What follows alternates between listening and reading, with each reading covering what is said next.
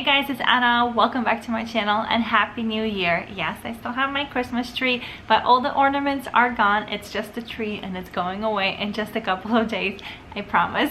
We've been busy. We got a puppy. That's a whole other video I will share very soon, I promise. In today's video, I'm taking you step by step on how to book your next Disney World vacation in 2023. Or maybe even if you're planning on going in 2024, I am sure some of these tips, if not all, will be very helpful. I'm also sharing some of my hacks, some of my great suggestions, and things that might make your Disney World trip that much better, or I should say more magical. Before we get into the video, if you're new here, hi, my name is Anna. I have two boys. One of them does have special needs. On this channel, I share our traveling vlogs as well as many vlogs to Disney World, and I share with you some of my tips and tricks and hacks on how we travel to Walt Disney World. Alright, so the first thing you have to figure out and decide when you want to visit Disney World. Is it in the winter, summer, spring, or fall? Each season, each time definitely has different things that it offers, some pluses, some minuses, so you have to take all of that into consideration. Of course, if you have a very strict 9 to 5 and you don't have the option of, planning to go in November because it might be busy and your work doesn't allow you to go, anytime you go to Disney World, you're still going to have a magical time. And I've been to Disney World in pretty much every season, so I'm here to tell you that no matter when you go, it is still going to be just as magical. It might be very hot, it might be very crowded, but it will still be very magical. Okay, so let's take a few months and play with them a little bit. So if you go in January to probably mid-February, those are going to be some of the low-key months. Those are probably also going to be some of the cooler months. Some of the best months, I think personally, to go would be January through February. So you want to go like after the holidays are over. January is typically a little bit more quieter. I think it will last pretty much until mid-February. It will be pretty quiet because then it's going to be winter break, and winter break kids are going to be coming in, so it's going to get a little bit busier. Then you have the spring break, which, for different states, different schools, colleges, universities, it could be very different. They might start in the beginning of March and pretty much go all the way up until May. You have a big window of spring breakers coming to Disney World. It's definitely going to be a little bit busier. Then it kind of dies down a little bit and it will pick up again in the summer months when kids are done with school. Beginning, some states are done with school, I believe, like as early as mid-May, picking up sometime in June, July, and it'll start dying down again probably mid to end of August into September. And after September, it starts picking up again because now it's the fall season. Right after the fall is going to be holidays,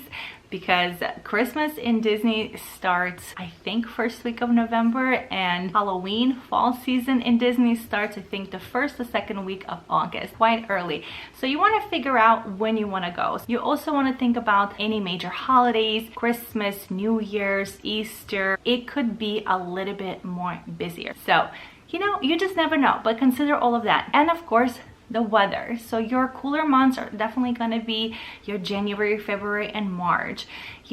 January to February potentially could have a cold front, kind of like what we experienced a couple of years ago, where pool wasn't an option because it was really cold. Then of course you have your hurricane season that starts in the summer and goes all the way into the fall season. You're gonna have a lot of rain, you're gonna have so much humidity, and it is going to be 1,000 degrees every day, all day. The next thing you have to figure out is your budget.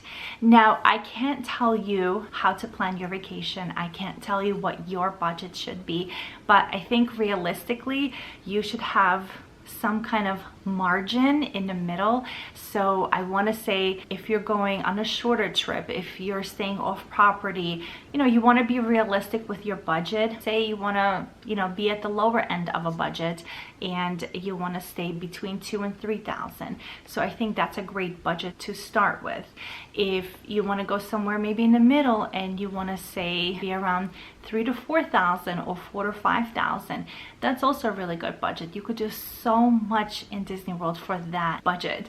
If you're going to be there for longer, or maybe you're staying on property at a bigger suite or theme park view room, or you're doing extra things and maybe your budget is going to be between $5,000 and $7,000. I feel like you kind of have to go like that.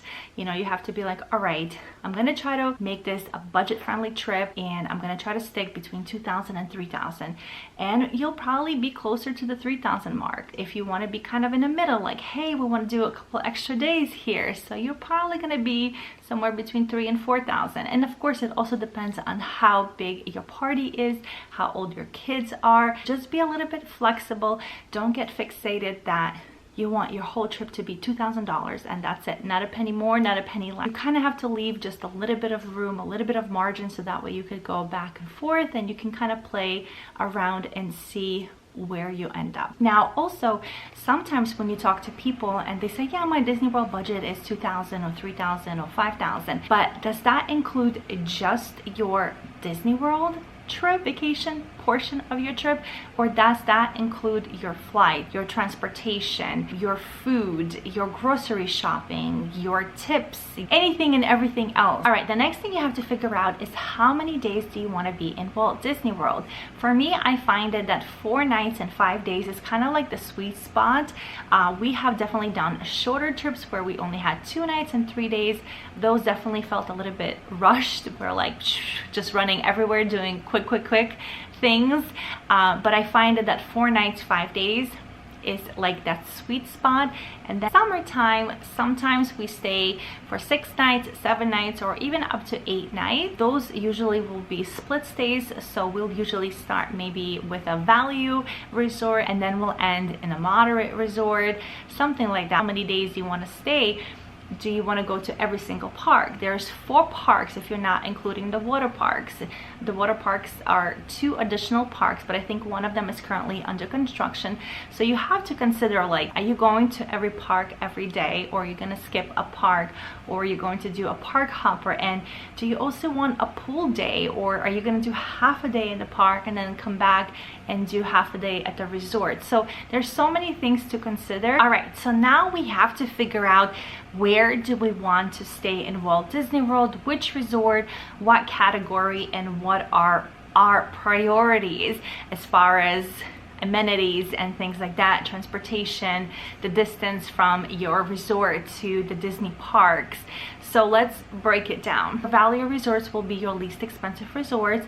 They're also usually quite small, but if you're a family of 3 or 4, you should be just fine. And especially if you're a family who literally just comes to the resort to sleep, that's it, you'll be fine. So we have stayed pretty much, not in every resort in Disney World, but in many resorts. And we've stayed in Pop Century, which is a great one because it has the Skyliner. We've stayed at All Star Movies, we stayed at All Star Sports, we stayed at All Star Music. So at all of the value resorts, yes, they are some of the smallest rooms. Those resorts also, not all of them, some of them have family suites, which will be a decent size of room with lots of space to, you know, spread out, and that will probably be your least expensive option of having a suite in Disney World. So definitely something to consider. Some of the moderate resorts,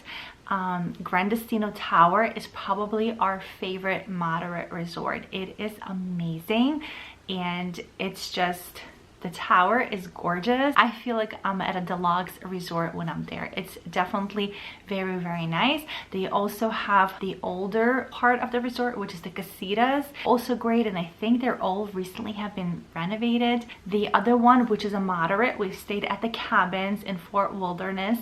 Those are amazing. They have so much space, so much room. If like you don't want to be surrounded by people, you want to have a little bit space, especially when you come back after the parks, that is a place where you want to go. And that is also a pet-friendly hotel slash resort. And deluxe resorts, of course, are amazing. We had the opportunity to stay at Grand Floridian a few times. We've also stayed at the Contemporary Resort, I think twice. I mean, just amazing resort. You definitely have to consider, obviously, your budget and transportation and like your priorities and what's important at the end of the day. So let me break this down a little bit. So if you're staying at one of the deluxe resorts, they are located on the monorail.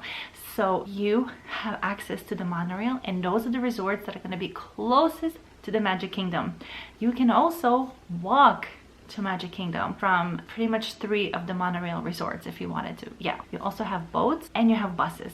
So the transportation from these resorts is like on point. It's perfect. Grand Destino Tower at Coronado Springs, the transportation is not so great.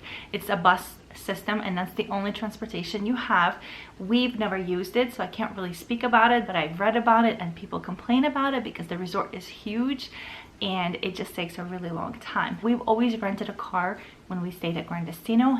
That resort is like smack in the middle between all of the parks, so I think you're literally like 4 minutes away from like each park, like 4 to 6 minutes. It's like crazy. You're so close. Hop Century and Art of Animation are on the Skyliner, and it's a great addition for the transportation system in Disney World because Disney buses can definitely take a long time. So definitely look at the resort and look at the transportation that is offered to you. Of course, unless you're renting a car, and none of that matters. See what your options are. Are you able to walk? Are you able to take a monorail? How is the bus system? Is there a boat?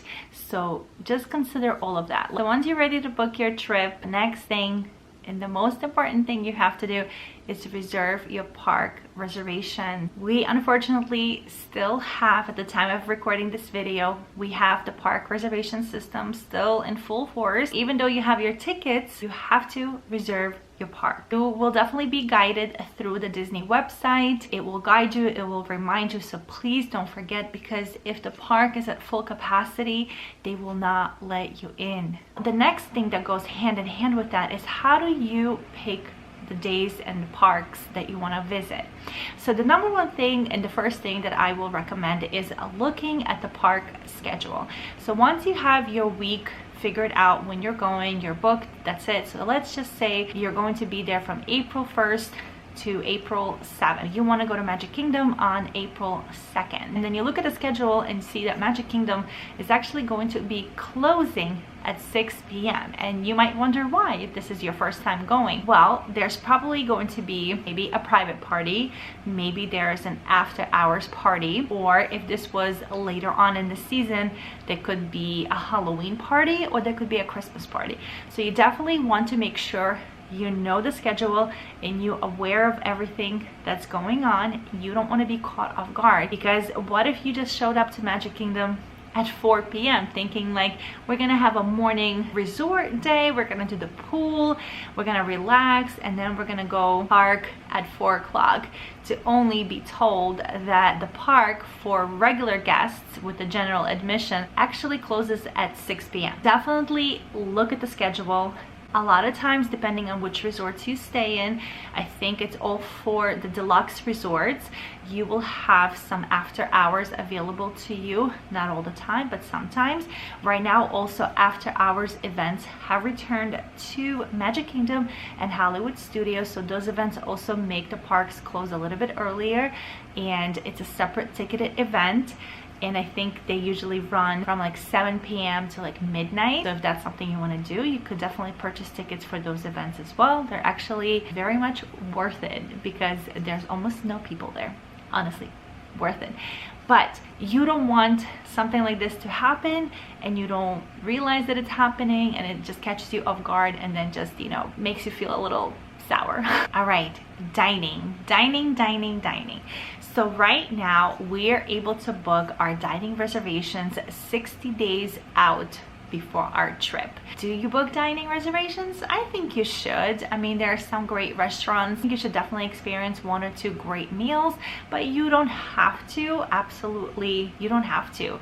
You could definitely bring your own food. You could definitely just have quick service, which is just like kind of grab and go, versus a sit down meal that you have to make a reservation for in a restaurant. When you're making your reservations, you have to be up 5 o'clock in the morning. Now, when it's time to book your dining reservation, you have to think logically, realistically, and what would make more sense and make it easy for you. Say April 1st, you're going to Magic Kingdom. So don't book a dining reservation at Olivia's Cafe at Old Key West Resort when you're going to Magic Kingdom.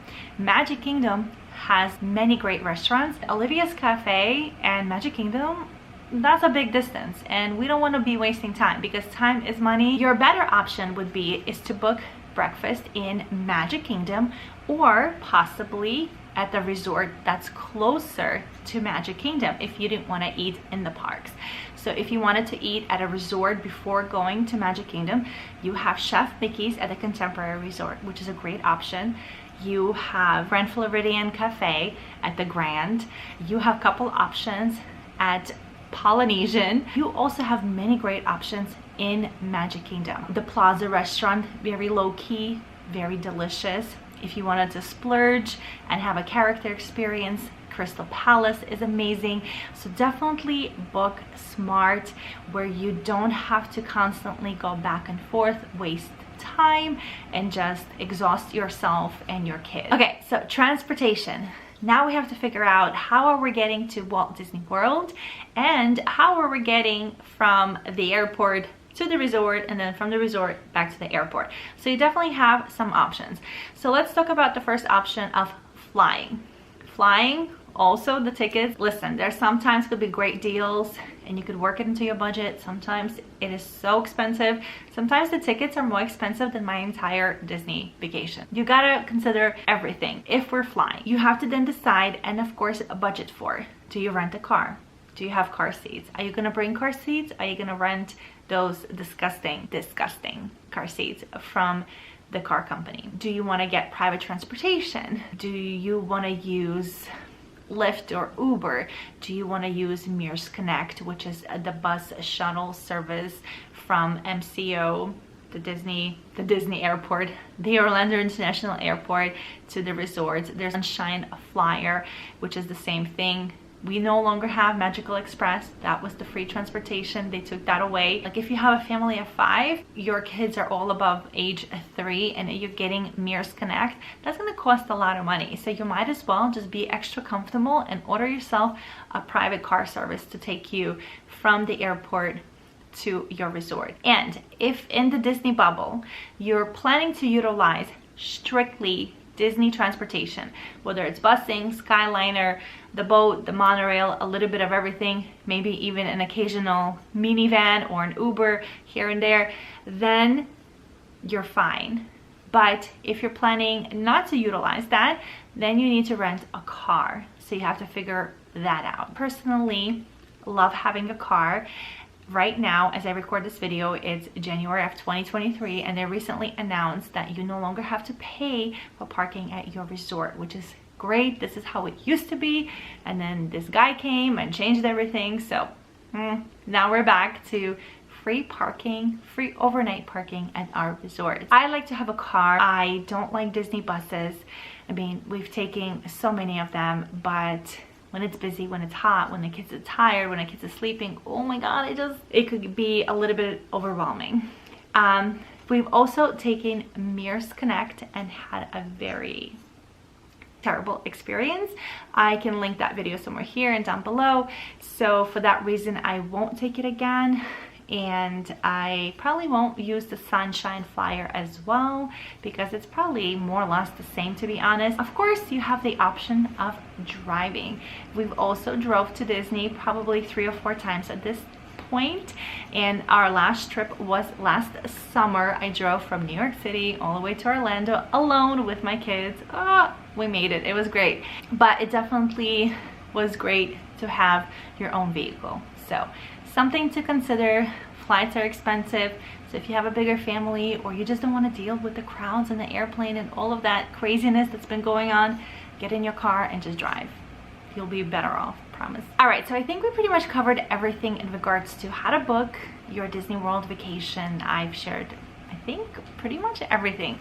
Now this is going to be kind of like the extra things that you might want to consider, you might want to get if you need, if your family needs. So the first thing I'm going to start is with the Disney Disability Access Service. I wanted to kind of put this into this video because when I went to Disney World many moons ago, I had no idea that a service like this existed. I wish I knew because it would have been extremely helpful, but I know now and I share it with you guys. Disney Disability Access Service is provided to guests of all ages who have disabilities. Maybe they have mobility issues, whatever the situation or the issue is or the disability is that prevents the guest from waiting in the normal queue line in Disney World. So you kind of have to pre-register for it, or you could register at the Disney parks. You could also pre-book a couple of rides, attractions in advance if you'd like to. You could do that 30 days in advance. I know I'm kind of like all over the place, but if you are interested in this topic, I recently made a whole video about this, so I will link it right over here and definitely down below, so check it out. If you have any questions, be sure to come back and let me know. Okay, so now the next one is GENIE Plus. Do you need it? Sure. Do you have to have it? Not really. Is it gonna help you? Probably. So anyways, GENIE Plus is a service where you essentially can buy your fast passes.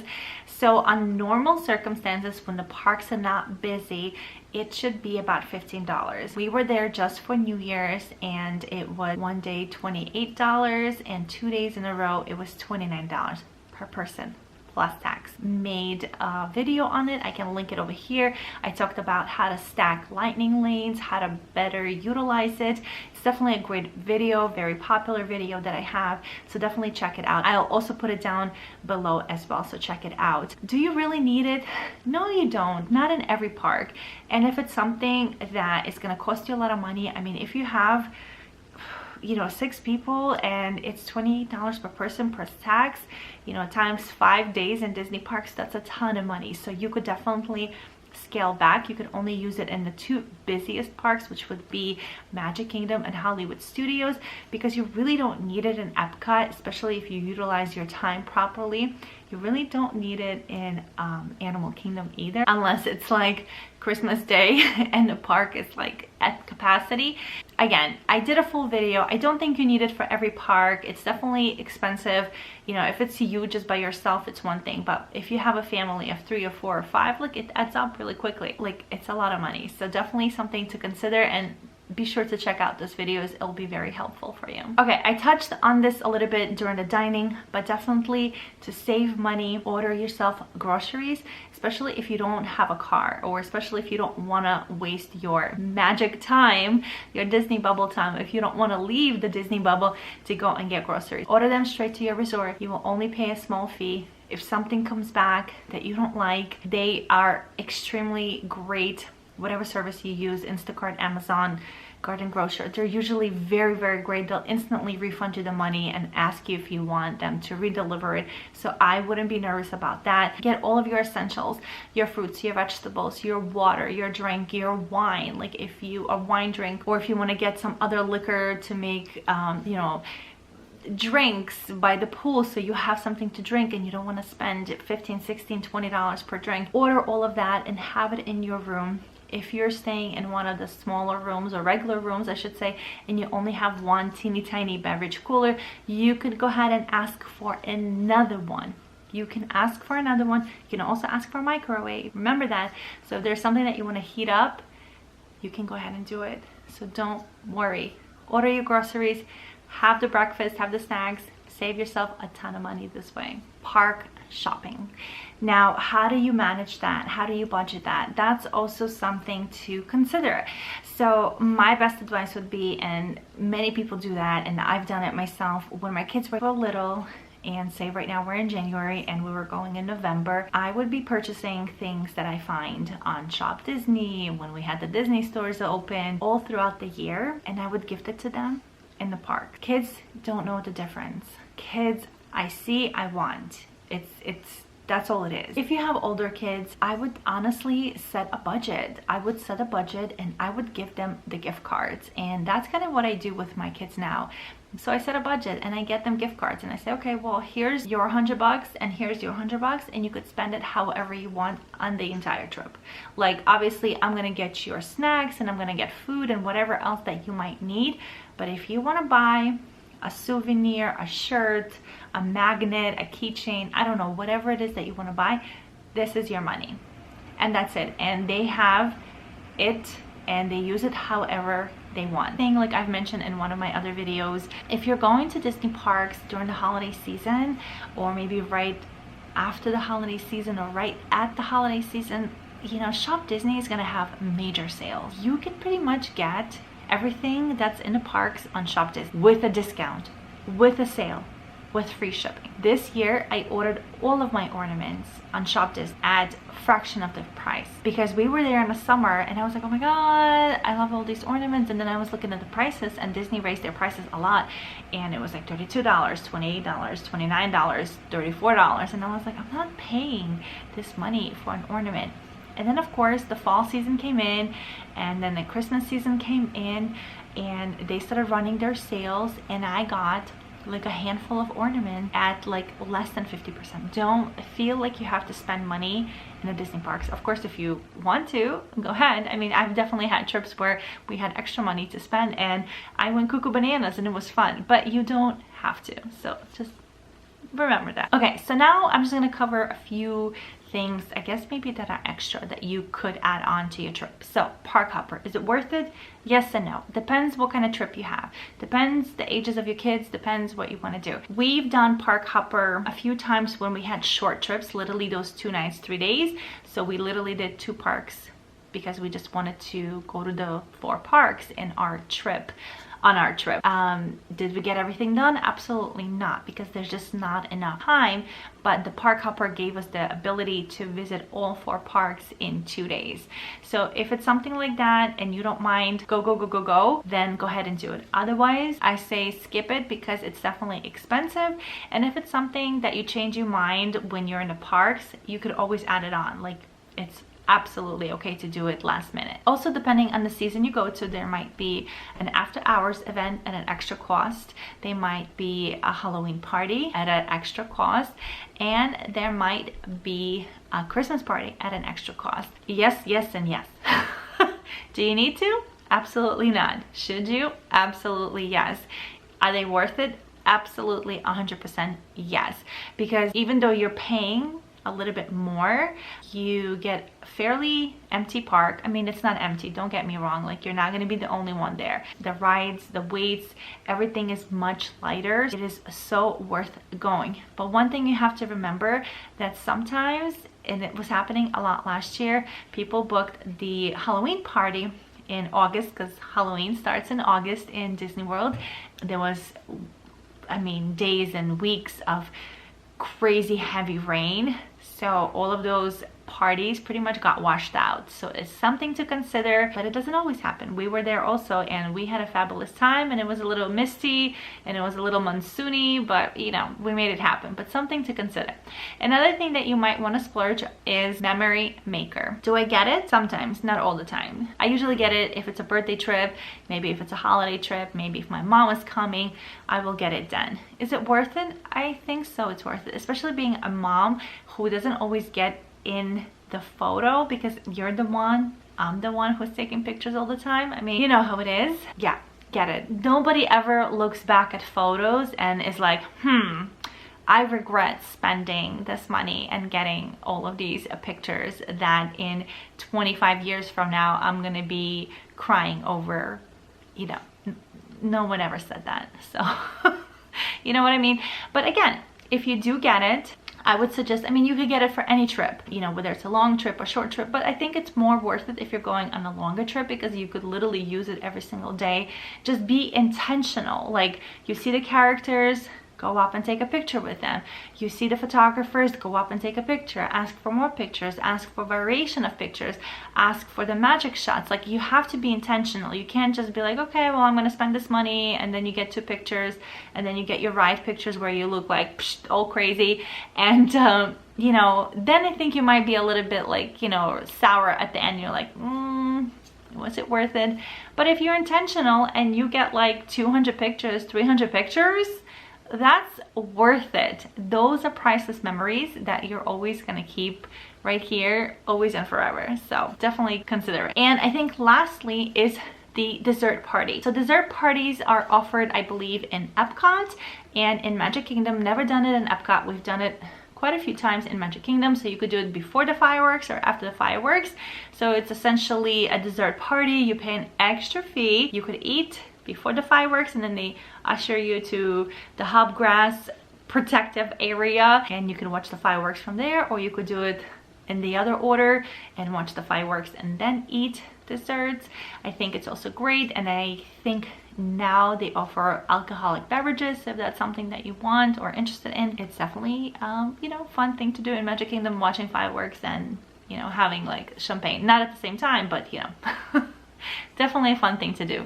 We had fun when we've done it. All right, we're almost done. I am just like trying to fit everything into this video. Another thing, being a mom, having a special needs child, having had younger kids, rent a stroller.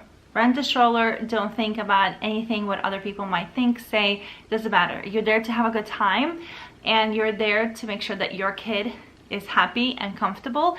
And if your child gets tired easily or doesn't like to walk so much, and all of a sudden you're doing like 22,000 steps a day, that's not going to be a good time for anyone. So I'm being honest and truthful with you guys. Rent a stroller and just don't even pay attention to what people say, because sometimes people are like, they're like, what? Your kid is 5 years old and he's in a stroller?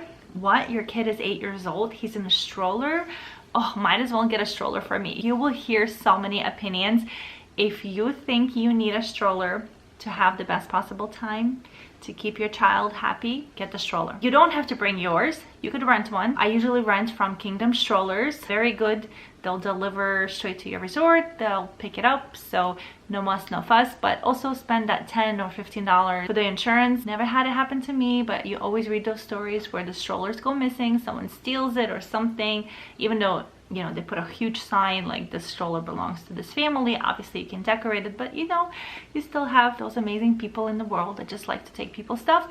So just get the insurance, so in case if anything happens, you're not responsible. All right guys, well, I hope you found this video helpful. I know it was a little bit long. It was very long, but I wanted to make sure that I covered all the topics in this video, that I didn't leave anything out, that you could absolutely go ahead and book your Disney vacation on your own. If you have any questions, be sure to leave it down in the comments below, and I'll see you real soon. Bye.